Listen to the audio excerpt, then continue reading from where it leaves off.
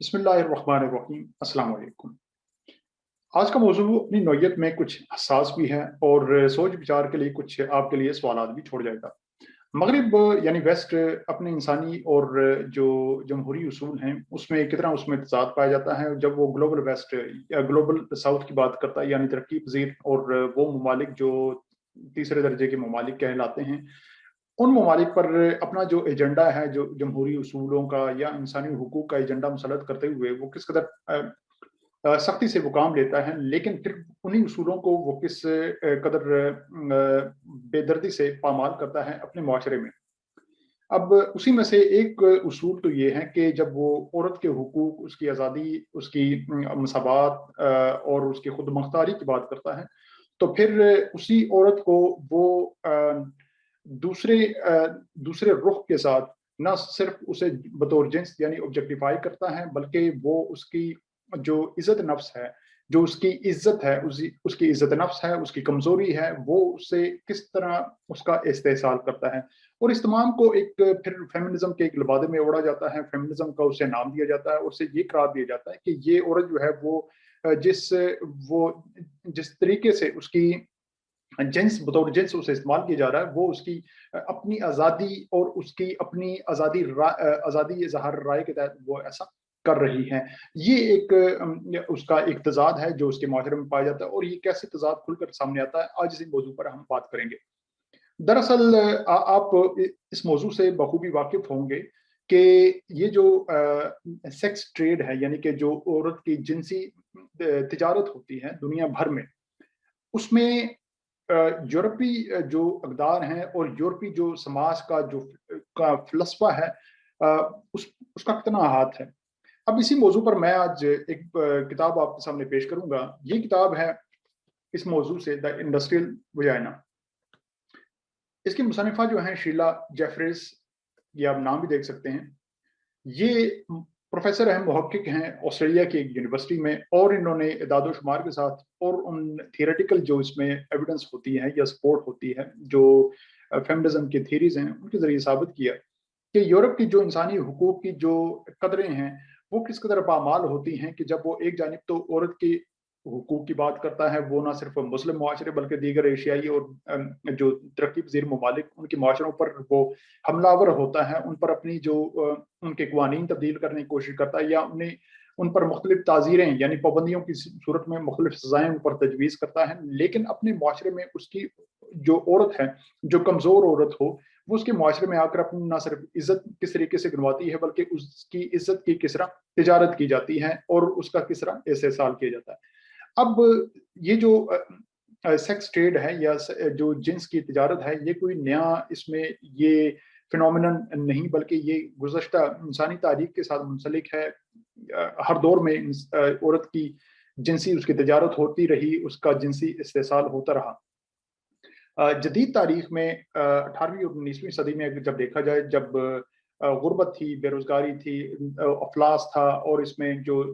सरमायादार निज़ाम का जो उभरता हुआ एक दौर था कि जिसमें मुआशी तफ़ावत बहुत ज़्यादा बढ़ गई और फिर समाजी तनज़्ज़ुली जिस तरीके से फैल गई, यानी मुआशरा जो डिटेरिएट होता चला गया, उसमें फिर और जो थी यूरोपीय मुआशरे में वो इस जानिब वो माइल हुई और उसने फिर अपनी जिन्स यानी अपने जिस्म की उसने तिजारत शुरू की, जिसे प्रोस्टिट्यूशन कहा जाता है। और फिर इसी बुनियाद पर बाकायदा तौर पर जो जिसे आप कुबागरी या चकले या फिर उसे आप इंग्लिश में ब्रॉथल कहा जाता है, वो बाकायदा इस तरीके से उनके अदारे बने जहाँ पर वो अपनी तिजारती बुनियादों पर, यानी कि उसका प्रोफेशन उसने इख्तियार किया, जहाँ पर वो अपनी इज़्ज़त गनवाती, इज़्ज़त बेचती और उसके बदले में उसके नाम नुस्खे का वो इंतज़ाम करती। और इसमें मगरबी जो मुआशरा था, मगरबी मुआशरा अपनी तमाम उसूलों के साथ वो इसमें मुलव्वस रहा। अब जो इसकी जदीद जो तारीख है ये वो और जिसमें इसे बाकायदा एक इंडस्ट्री की सूरत, यानी कि इसे एक सनत की सूरत और इसे बाकायदा तौर पर एक शोबा बनाया गया, वो था 19वीं सदी। 19वीं सदी यानी कि 1900 से लेकर 2000 तक जो इसमें मुख्तलिफ अदवार शामिल रहे, उसमें सबसे अहम दौर वो रहा कि जब फ़ौजें जो थीं वो दूसरे ममालिक पर हमलावर होना शुरू हुई और उसकी इब्तिदा हुई जब जापानीज़ फ़ौज की, यानी जापान की फ़ौज जब चाइना गई, उसने चाइना के कसीर हिस्से पर उसने कब्ज़ा किया। अब जब फ़ौज कहीं जाए तो उसे फिर ये लामोहल्ला एक फौज मर्दों पर ही मुश्तमिल होती थी रही है, और अब भी फौज का जो कसीर हिस्सा है वो मर्दों पर मुश्तमिल होता है। अब मर्द अगर किसी मुआशरे में जाएंगे, कहीं पर वो जंग करेंगे, तवील अरसे के लिए वो वहां पर रहेंगे, तो उन्हें फिर जो उनकी जिनसी जो फितरत है वो जरूरत पूरी करने के लिए औरत की, एक औरत जात की जरूरत होगी। अब जिस मुआशरे में वो थे वहां उन्होंने कब्जा किया, वहां पर औरतों का इस्तेसाल किया, लेकिन औरत की मुसलसल मांग को पूरा करने के लिए फिर उस वक्त की जो जापान की इंपीरियल जो कुवत थी, उन्होंने फिर अस्करी इस्टेब्लिशमेंट के साथ मिलकर, यानी अस्करी कुवतों के साथ, अदारों के साथ मिलकर फिर अपनी औरतों को वहां पर भेजा फौजियों के पास। ये औरतें वो थीं जो गरीब थीं, जिन्हें जापान के तूल और से गरीब इलाकों से वो औरतें, वो बच्चियां कि जो गुर्बत की मारी थी, जिन्हें उन्हें वालदैन अफोर्ड नहीं कर सकते थे खर्चे के लिए, इस किस्म के इकदाम के लिए, तो उन्हें फिर इन फौजियों के पास भेजा गया जो फौजी हमला जो चीन में मौजूद थी। और फिर बाकायदा तौर पर इंडस्ट्री लेवल पर, यानी कि सनती अंदाज में इन औरतों का वहां पर इस्तेसाल किया गया। इन्हें फिर इस बात के पैसे दिए जाते जो उन्हें फिर अपनी जो रियासत उनके वालिदैन को अदा करती। फिर दौर आया जंग अजीम दौर का। जंग अजीम दौर में फिर जब ये फौजें, क्योंकि वो आलमी जंग थी, उसमें तमाम फौजें जो थी दूसरे इलाकों पर वो कब्जे की जंग जारी थी, तो उसमें फिर जापानीज फौज या जर्मन फौज ये जहां पर भी गई उन्होंने फिर ये काम किया। और फिर उसके बाद जब अमेरिकन फौज आई, दीगर यूरोपीय ताकतों की जो अपनी अलाइज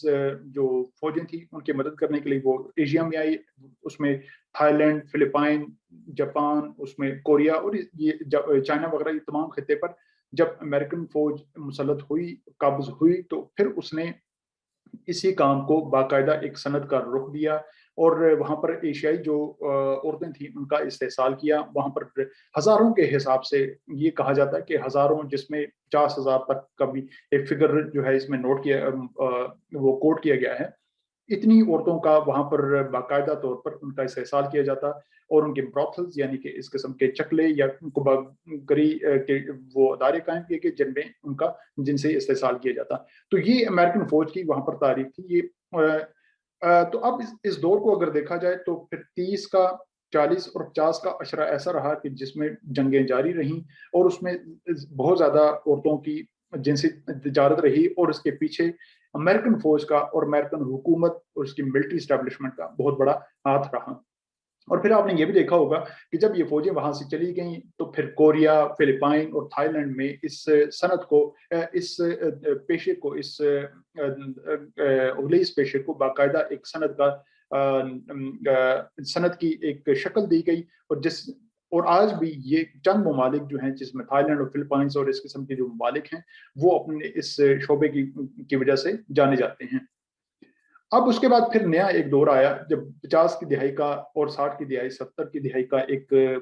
निस्बतन पुरअमन दौर रहा। तो फिर उसमें क्या हुआ कि उसमें जो फेमिनिस्ट थी वो थे कि जो औरत की आज़ादी, रवादारी और उसकी खुद मुख्तारी और मसावत के कायल थी और उसे एम्पावर करना चाहती थी, उन्होंने इस बात को खासा इशू बनाया। उन्होंने, और होता यूं कि मगरिब में जब किसी बात पर पहले इस बात को एक तहरीरों में लाया जाता है, अदब में लाया जाता है, और उसके बाद फिर इसे जब समाज में उस पर बात चले तो फिर उसे एक पॉलिटिकल डिस्कोर्स में शामिल किया जाता है, और उसके बाद फिर वो उस पर कानून साजी होती है। तो 50 और 60 के अशरे में फेमिनिस्ट जो ताकतें थी, जो औरत की आज़ादी और खुद मुख्तारी की कायल थी, और हकीकतन कुछ वो तब्दीली चाहती थी, औरत को एम्पावर करना चाहती थी, उन्होंने मगरबी कुव्वतों, मगरबी ताकतों और बिलखुसूस अमेरिका के जो ईवान थे, अमेरिका की जो सियासी जो स्टैब्लिशमेंट थी, उसे मजबूर करना शुरू किया कि वो औरतों की ये जो तिजारत है, जिनसे तिजारत उसे कम करें, उसका खात्मा करें, और दुनिया भर में जो इस किस्म के कारोबार चल रहा है उसका खात्मा करें।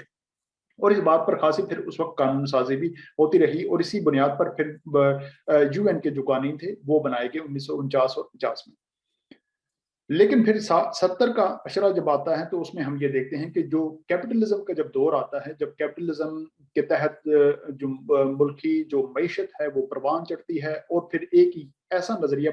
जो इसमें उरूज पाता है कि मुनाफे के लिए कुछ भी करना जायज है। چاہے وہ انسان اپنی عزت جو ہے وہ بھی نیلام کر دے، لیکن جب اس سے کچھ منافع ہوگا، اس سے میڈیا چلے گا اور اس سے کچھ لوگوں کو یعنی جو ایلیٹ کلاس ہے شرابیہ کو فائدہ ہوگا، تو یہ بات جو ہے وہ بھی اس میں جائز سمجھی جائے گی، روا سمجھی جائے گی اور اس سے آزادی اظہار رائے کا نام دیا جائے گا۔ تو پھر 60 اور 70 کے اشرے میں فیمنسٹ جو کلاس تھی وہ دو حصوں میں منقسم نظر آتی ہے۔ اس میں ایک طبقہ جو تھا وہ یہ پروسٹیوشن یعنی جنسی تجارت کے بالکل خلاف تھا، لیکن دوسرے طبقے کو جو لبرل ہوا اور اس پر کیپٹلسٹ جو طبقہ تھا جس نے اس سوچ کو متاثر کیا اور انہیں پھر ان میں لابنگ کی، انہیں پیسے دیے، انہیں اس بات کا لالچ دیا کہ وہ اگر وہ اپنا سٹانس جو ہے وہ تھوڑا سا وہ اس میں نرمی لے آئیں تو انہیں مزید مراد بھی دی جا سکتی ہیں۔ اب اس سوچ کے تحت پھر امریکن جو قوانین بنے ان میں پھر 70 کے اشرے میں عورت کو آزادی دی گئی کہ اگر وہ جنسی تجارت میں ملوث ہونا چاہے، وہ اپنی آزادی بیچنا چاہے تو اسے اس بات کا آئینی تحفظ ہوگا، قانونی تحفظ ہوگا کہ وہ اپنی جسم فروشی میں ملوث ہو سکتی ہے۔ تو پھر ہم دیکھتے ہیں کہ 70 کے اشرے میں پھر باقاعدہ طور پر میڈیا نے اس بات کو وہ ٹیک اپ کیا اور اس میں پھر موویز اور آپ نے دیکھا پھر اس میں یہ جو پورنوگرافی کا ایک دور چلا اور اس کے بعد یہ معاملات چلتے گئے۔ اب یہ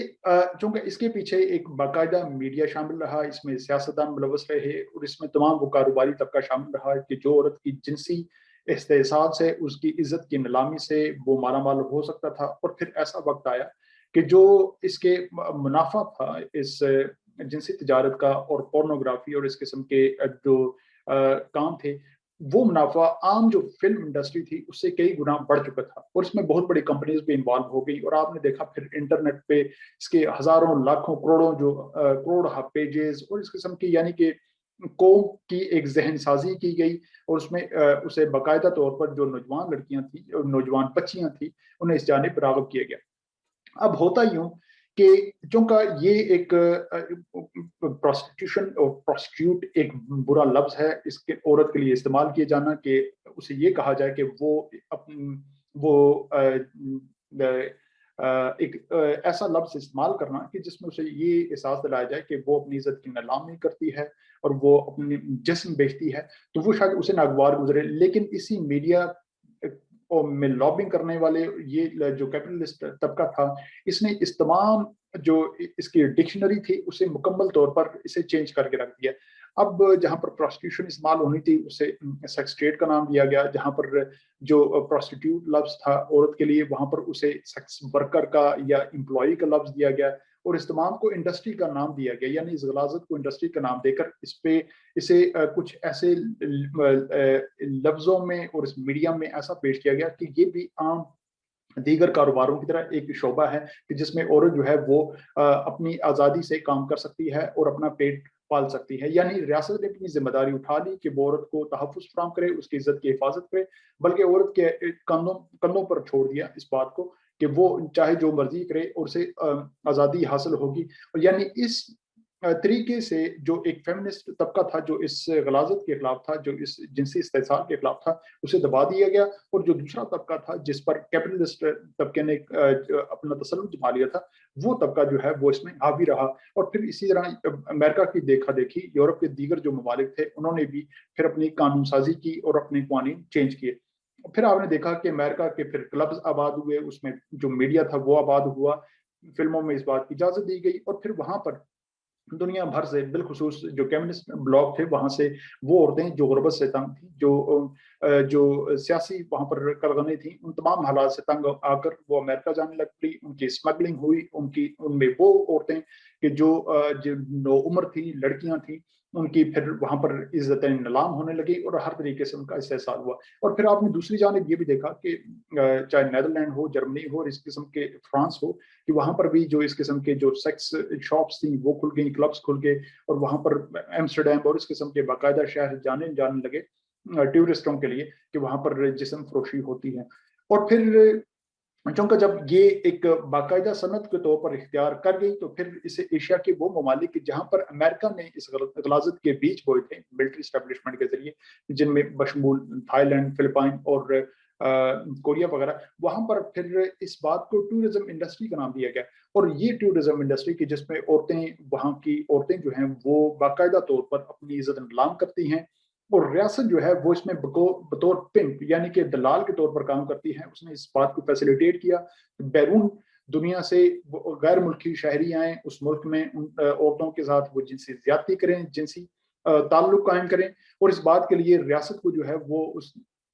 कुछ मुनाफा हासिल हो, कुछ डॉलर हासिल हो। और ये भी एक जो इसमें अदाद शुमार फराहम किए गए कि 20% तक जो इसमें आमदन थी, कौमी आमदनी का, जीडीपी का, वो थाईलैंड और फिलिपाइन वगैरह में जो वो सेक्स टूरिज्म और इस किस्म के धंधों से वो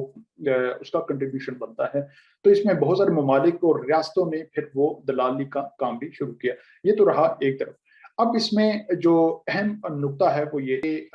क्योंकि ये एक ऐसा काम है कि जिसमें उसकी औरत की आज़ादी, उसकी खुद मुख्तारी, उसकी इज्जत नफ्स और उसके जो समाजी जो अक़दार हैं उन सभी का इस्तेहसाल होता है। औरत मर्द की, बिलखुसूस औरत मर्द की, वो उसकी ख्वाहिशात और उसकी उसे तस्कीन बनाने का एक सबब बनती है, और गैर कानूनी और गैर समाजी अंदाज में। तो इसका तदारुक कैसे किया जाए? बहुत सारे यूरोपीय ममालिक ने इस बात पर खासी कानून साजी भी की हैं।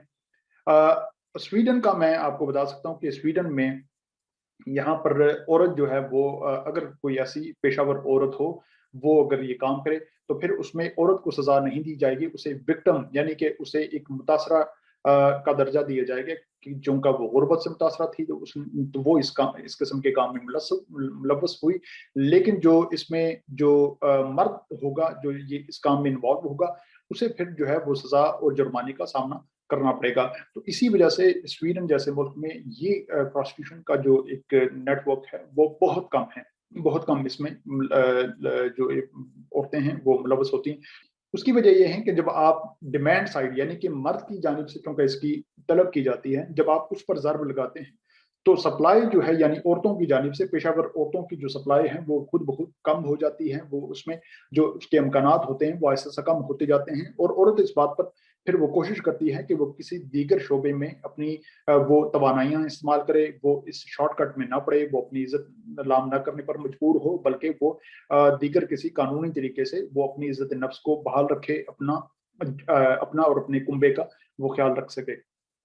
अब इसमें होना ये चाहिए कि पाकिस्तान में भी, चूंकि ये हर मुआशरे में नासूर मौजूद है, तो होना ये चाहिए कि ऐसी औरतें जो इस काम में मुलव्वस हों, उन्हें तालीम दी जाए, उनकी तरबियत की जाए, उन्हें हुनर सिखाया जाए। और इस किस्म के काम में अगर औरत कोई मजबूर हो, तो फिर उसका जो उसके जो हालात हैं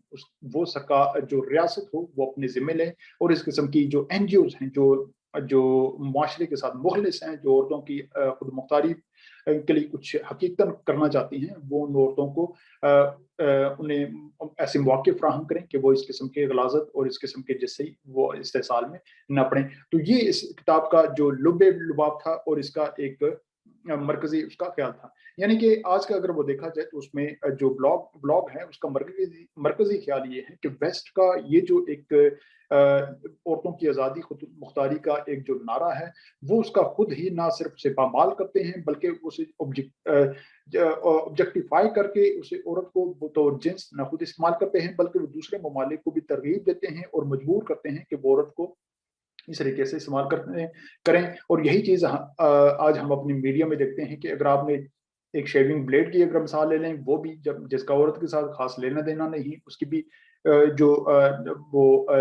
ऐड होगा वो औरत ज़ात करेगी। और इस किस्म की छोटी ऐसी चीज़ों की जो लायानी हो, जिनका कोई खास मकसद ना हो, हर चीज़ को प्रमोट करने के लिए आज औरत को बिल बोर्ड्स पर और पम्फलेट्स पर और टीवी स्क्रीन्स पर उसे नुमाइंदा के तौर पर पेश किया जाता है। और इसके पीछे यही सोच है कि औरत को कैसे जो अपना एक मुनाफा कमाने के लिए, अपना सरमाए को बढ़ाने के लिए कैपिटलिस्ट सोच के तहत औरत का कैसे इस्तेमाल किया जाए। आज के लिए इजाजत, बहुत शुक्रिया।